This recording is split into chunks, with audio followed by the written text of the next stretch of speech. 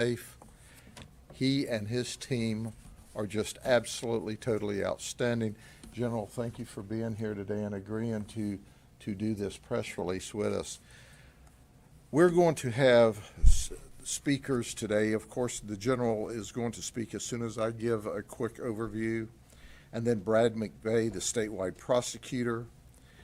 After that will be Vaden Pollard. He's the Deputy Commissioner for FDLE, and there'll be Rob Mateo, who is a retired detective from the Sheriff's Office, and he's currently the president of the Florida Gang Association. And then there's Christy Dolan from Department of Corrections. But let me talk about Hernando Thompson. He's 40 years of age. His nickname is T-Murda. Does that tell you anything? He is the head of the sex, money, murder gang for the state of Florida. So we did a wiretap. We called it Catch and Stain. Now, stain is rank. And our goal was to take down the sex, money, murder hierarchy. And that's what we all did together. Statewide prosecutor, FDLE, the Sheriff's Office worked together, and we did this wiretap. This is the man at the top of the pyramid. Now, this T3, as we call it, or wire intercept, allowed us to seize 4,787 communications that talked about criminal conduct. In addition to that, we served 6 search warrants. We seized $1.5 million in drugs. We seized 18 firearms. We seized ballistic armor. We had one event where the suspects received permission up the chain of command to commit a murder and were after our victim to murder him. The only reason he was not murdered was because the victim got away from them during the middle of the night. And by the way, we found the murder to be victim the next day or a couple of days later and locked him up on some charges we had in order to keep him alive until this investigation could be completed. So we ended up arresting a suspect who was to be the victim of a murder. It was ordered by T-Murda's team. If it weren't for the hard work of the statewide prosecutor's office and our awesome Attorney General at the time who worked with us, and now our current Attorney General, this wouldn't be possible. But you know, you see the rolling stuff on him. But look, I just want you to get a picture of his criminal record. This is a bad man, and he needs to go to prison for a long time. And I'll stop there because I don't want to get in the way of the Attorney General and our team that's going to give you the details of the magnificent work that occurred. General? All right. Thank you. It's great to be here with America's Sheriff. I got to tell you, I continue to be perplexed when I see ongoing criminal activity in this jurisdiction. You'd think by now people know what they're looking at if they come here. If you want to engage in dangerous, violent, gang-related activity, do not do it in Florida. We're going to take you down. But most importantly, do not do it in Polk County. I mean, are you nuts? So this is a great way to start the year. You have a notorious gang leader here who ran a large-scale operation, 12 other individuals arrested in this case, and he was directing everything from robbery to drive-by shootings, to, you know, some of his people were pointing guns at children where they were extorting and making threats and ultimately trying to get their way. We're not going to tolerate that here in Florida. He's looking at 5 lifetime sentences. Our prosecutors in court will be pushing to ensure that he does not have an opportunity to ever be released again. We want him behind bars for the rest of his life. We want to send a message. If you engage in this type of violence, if you run drugs and guns and violent behavior into communities, you are going to pay the price. We're going to put everybody on notice. If you engage in this type of violent behavior, you are going to pay the price. You are going to be behind bars for the rest of your life. We are going to protect our families at all costs. The affidavit in this case with the charging documents was over 250 pages, over 17 counts included. So, you know, the short of it is this was a bad dude, a violent guy, and we're going to do what needs to be done to protect our community at all costs. So I thank law enforcement. He got away with a lot till he ran into the sheriff's office here. I looked at the press conference the sheriff did a couple years ago. When the arrests were made, he said, you know, I don't want to see this guy breathe another free breath of fresh air again. Well, Sheriff, he's going to have at least one on the bus going from the jail to the prison, but rest assured, he will not be breathing fresh air outside of a Department of Corrections facility. I want to thank the investigators for working on this and the prosecutors. Prosecutors go toe-to-toe with some of the most dangerous people, and ultimately they're often the last faces that these violent offenders see before they go away. That's why I proposed at the legislature this year that our prosecutors get the special risk retirement benefits. That's early and more retirement. These are not the highest paying jobs in the world. They're tough jobs, but they are the last line of defense between us and dangerous people that want to hurt our families and the way of life that we've built here in the free state of Florida. So we rounded out my first year, 2025, we rounded out with a bang. It was a record year for the office. We participated in over 1,300 child predator arrests. I think a few hundred of those came right here with Sheriff Judd. We secured almost 400 criminal convictions with sentences up to over 1,700 years. So it was a big first year out of the gate, but we're only going to get even tougher on crime. And it's no secret why Florida has record crime lows, over 50-year crime lows, and they continue to get lower because in Florida we've figured it out. We support law enforcement with everything we've got. We give them the tools to be successful. And then when they bring in the bad guys, we bring the heat, we lay down the law, and we put them away for as long as possible. We don't believe in early release, not in this state. So thanks for having me. It's an honor to be here. Support the sheriff's office, and we'll keep doing everything we can to keep this state safe. All right, thanks. Pull this out of the way. Yep. All right, thank you, General. I want to start off by thanking our law enforcement partners, Sheriff Judd and his team, the Department of Corrections, Florida Department of Law Enforcement, for their tremendous investigative work in this case, as well as our prosecutors who delivered a terrific presentation and case and were able to attain a much-needed conviction. Gang prosecutions are not easy. They take coordinated effort between law enforcement and prosecution.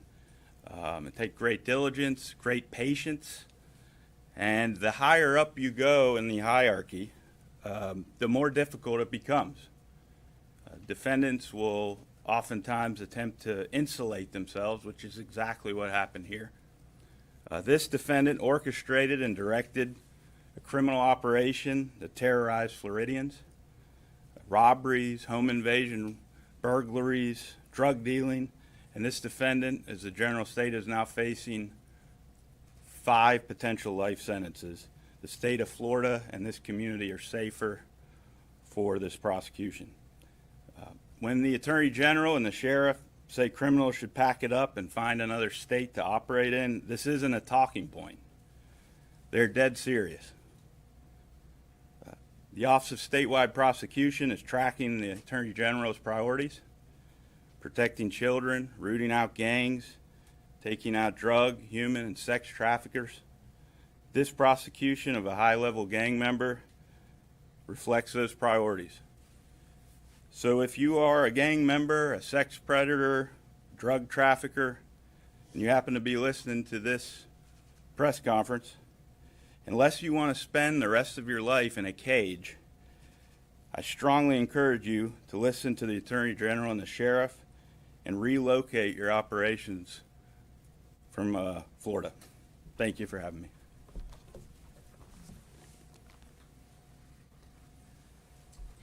Thank you, Attorney General.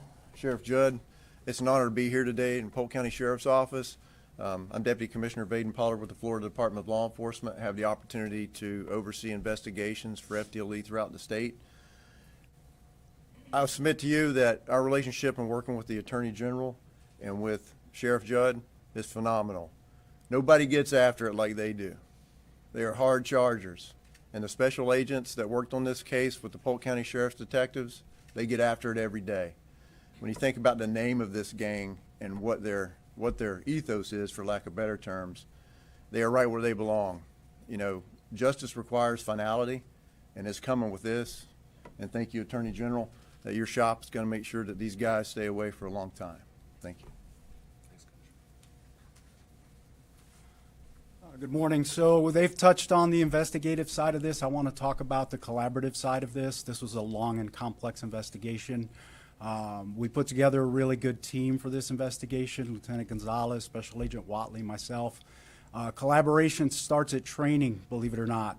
You get to meet a lot of great folks at conferences like the one the Florida Gang Investigators Association puts on, and that collaboration and that networking carries away from the conference and finds itself at work, and it makes it easier for us during these investigations to find folks that we need to fill in the gaps of information that we find during these investigations. One great example of that is Ms. Dolan. She'll be up here in just a moment.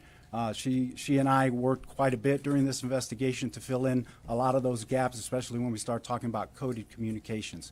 So my appreciation goes out to the sheriff for letting us do this investigation. It was long and complex. The Attorney General's Office of Statewide Prosecution, Gary Malik, was our prosecutor that took us to the finish line. I appreciate them all very much. Thank you.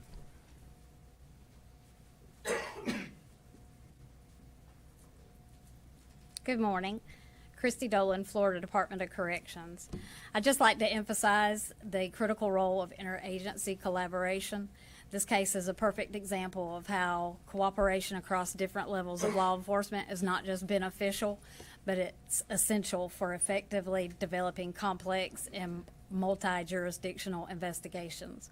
Our agencies work seamlessly together, combining resources, expertise to provide vital support and critical intelligence to the investigation. The strong relationships that we forged together allowed for the rapid and effective exchange of information, which was instrumental in the progression of the case and our overall mission success. FDC remains dedicated to supporting all of our law enforcement partners across the state to keep Florida safe. Thank you. Before we take questions, I want to highlight what Attorney General told us just a minute ago. In one of our home invasions in Eagle Lake, they pointed a gun at an 8-year-old boy and threatened him. And then they pointed the gun to the head of an infant, 3 months old, and threatened him. This is the kind of people these folks are. And as a result, I want you to look around here today. This is the entire authority and power of the state of Florida that came down on them. And make no mistake about it. If you want to abuse the people of this state, it's not just your local police department or your local sheriff's office. It's not just your prosecutor's office, but it's the Attorney General and statewide prosecution and FDLE. We all work together, and that's why we have the free state of Florida. That's why it's safe and people feel safe in Florida, because we don't put up with this. And I can tell you this, we ran through them like Sherman through Georgia, and we're on our way to run through another group of them right now. In fact, we're going to have a press release later on of another case we worked with FDLE that will really shock you. That's a teaser for the future. Any questions for the Attorney General?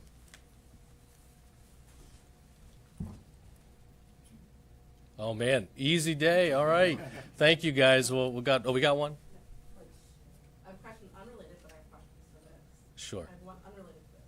All right. You recently sent a letter to the city of Winter Haven regarding a possible violation of the state's responded that one of the main tenets they think is that all those photos and all the evidence was provided during daylight hours?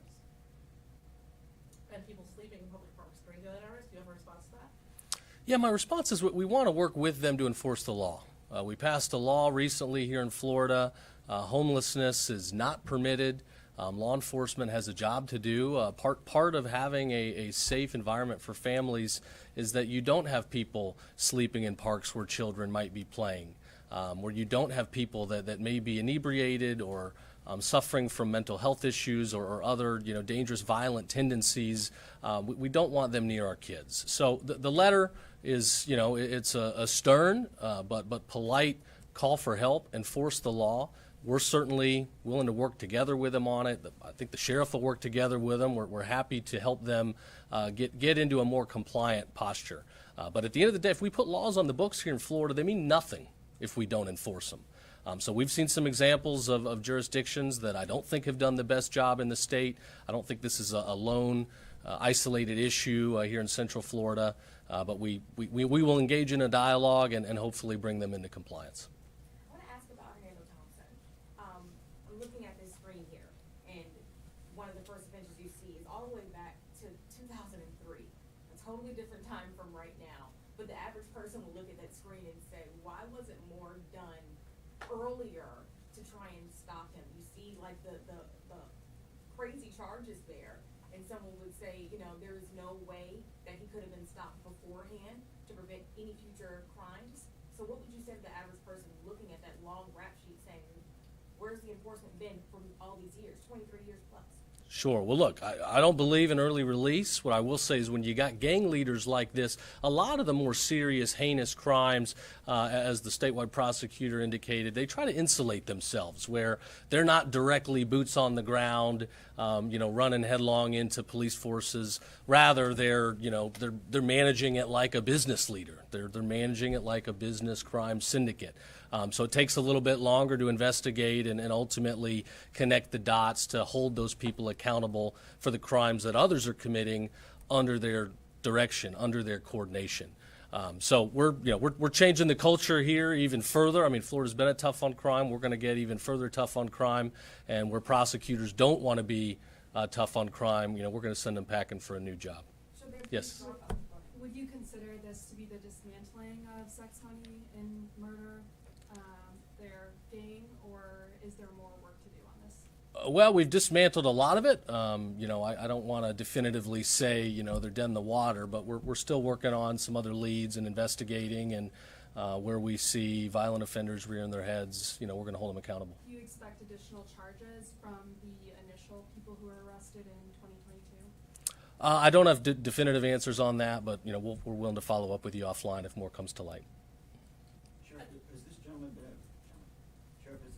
at large since 2022, or now because of the wiretap situation, were they able to bring him into custody? No, we arrested him in 2022. I don't know if he was in custody between then and his trial date or not, but he's certainly in custody now. We have the same questions that you have. People miss the opportunities to put really, really bad guys in prison along the way. And the bottom line to it is, you heard what the general said, we're over this in the state of Florida. And when you ask about dismantling, we dismantled this group. Now, will there be other people take their places? As long as there's money, as long as there's drugs, there's going to be somebody to take the risk. And when they take the risk, we're going to do the investigation and we're going to lock them up. So anytime you take away an organized crime group that's especially dealing with drugs, what you're doing is taking away another crime group's competition. And then we move on and investigate them, and we're going to be talking about some of that in the next day or two as well. But make no mistake about it. For those who continue to say that drugs are low level and nonviolent, if they speak those words, they are out of their mind, because drugs are anything other than low level and nonviolent, because it leads to shooting. It leads to putting guns to 3-month-old heads. It leads to robbery, and murder. So at the end of the day, this is just a remarkable piece of work. And there's more. Some of these people have already pled and they're already in prison. Others may still be waiting trial. So this is the organization that we successfully took down, and now you're seeing the trial. This guy here should spend the rest of his life breathing jail air. Sheriff, in 2023, you all created the Violent Gang Task Force, Violent Gang Investigative Task Force. Yes, ma'am. Have you seen a reduction in gang activity in Polk County since the creation of that? We absolutely have, because of our work with our city police agencies, our work with FDLE, our work with Brian Haas, who, by the way, is the best prosecutor any place on the face of the earth, and with our Attorney General and his staff. We have seen a significant reduction in gang activity. We've seen a significant reduction in home invasions, remarkably significantly. And in fact, we just celebrated in the unincorporated area and our service cities a 54-year low crime rate. So when we bring this to your attention, we want you to understand that we are focused and deadlocked on these folks that commit this kind of crime. And with the advent of our technology and our computers and our analysts, we are locked in and focused on the worst of the worst that are out here committing crimes. And if they're not in jail and prison now and facing the statewide prosecutor, or certainly the prosecutors of our state attorney, they will be. Speaking of technology, social media plays a big role in recruitment efforts. What sort of initiatives do you have to combat that? Yeah, first off, it's against the law to recruit for a gang online. So our intelligence team looks for any recruitment of gang members online. When we find that, we investigate it and we arrest them. It is against the law. And we really break the backs of the gangs every way that the law allows us to, because we know that the old way of tagging businesses, drive through Polk County. You don't see gang graffiti in Polk County. Do you know why? We don't allow it. And when it happens, we go there. Rob Mateo was one of our experts. We would see what the communication was. We would paint it out. We would follow it up. Now they've moved from tagging to online, and online we have arrested people for that. Because you can't recruit online, you can't have gang communications and recruit, you can't recruit in schools, and wherever we see it, we attack it. Let me ask, on this real law, you have that you arrested Thompson in 2024. Is that an arrest from the jails, or was there a specific circumstance that you can share with us? I don't. There's a June 2024 arrest here on this scroll by of Hernando Thompson. He was a fugitive at that time? Okay, he was a fugitive on the previous charges, which means they must have allowed him to post bail until he came up for his court date. And that's a problem. And that's a problem. Yeah, I don't know who the harebrained judge was that let him out when he's facing racketeering and he's the head of an organization and he's got a violent past. If anybody should have been detained in custody until trial, it should have been him. So, you know, the bottom line is when he's not in jail, he's out committing crime to include a violent crime. What do you think you learned in this massive effort that you could potentially apply to future efforts of gang members? You know, we learn every day when we deal with gangs. But what we learned is you can take down the entire infrastructure. And Rob, in addition to this, we actually took down like the head of the South Carolina gang, or what some of them. One of the leaders of the Come tell them who else we got. Yes, sir. outside of the head of the Florida gang of sex, money, murder. We actually got some others. Yes, sir. One of the leaders that we took was Mr. Jonathan Fleming. He was the #1 for the state of North Carolina at the time of this investigation. He brought a contingent down for an event that they were holding here. That was part of the overall investigation. Can I say something to her point on the early release?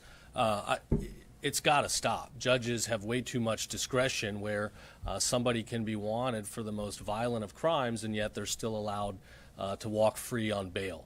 We had a case up in Tallahassee where an individual was actually convicted by a jury for child sex abuse, was released awaiting sentencing, and then he ultimately killed a 5-year-old girl, murdered this girl.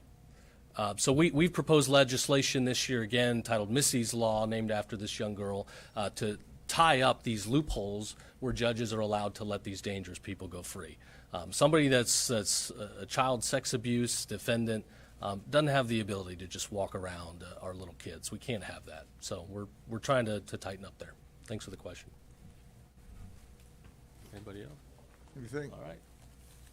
All right, keep in mind, when we put these people in jail, we're stopping them from carjacking your friends and your relatives.